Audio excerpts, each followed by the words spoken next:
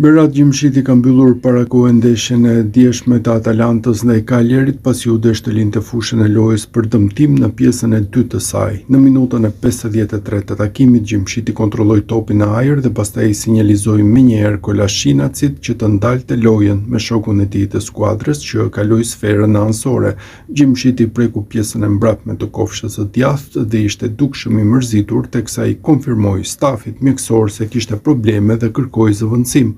Ai doli vetë nga fusha e lojës për shkak të këtij problemi muskulor, teksa trajneri Palladino shkoi menjëherë të kërkonte shpjegime, i shqetësuar për këtë dëmtim të një prej elementeve kyç të Atalantës.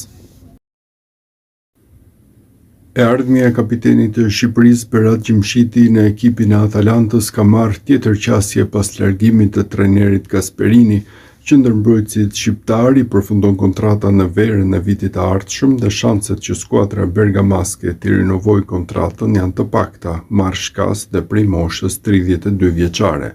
Mediat greke bëjnë të ditur se rekordmenët e Olympiakosit janë të interesuar për Gjimshitin, transferim me parametra zero gjatë merkatos së verës 2026. Aventura për liderin e kombëtares në Superligën greke do të ishte një rësi, aq më tepër te klubi më i madh në tokën helene.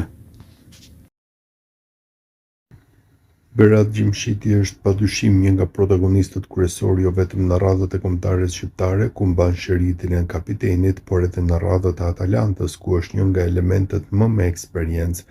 Dhe këtë eksperiencë tregon shpesh jo vetëm në mbrojtje, por edhe në sulm, duke nisur aksione të rëndësishme apo dhe duke finalizuar vetë, siç ndodhi në ndeshjen e sotme të Kupës së Italisë ndaj Genoas. Në takimin e luajtur në Bergamo, ku regjistrohej minuta 19 e sfidës, Atalanta gjeti avantazhin pikërisht fal Gjimshitit, i cili në zhvillimin e një goditje këndi qëndroi në zonën kundërshtare duke pritur një harkim i cili erdhi nga Zalewski, dhe mbrojtësi e ktheu sferën në rrjet me një gjuajtje perfekte me kokë në shtyllën ku nuk mbërrinte dot portieri për një gol që do ta kishte zilir shumë sulmues.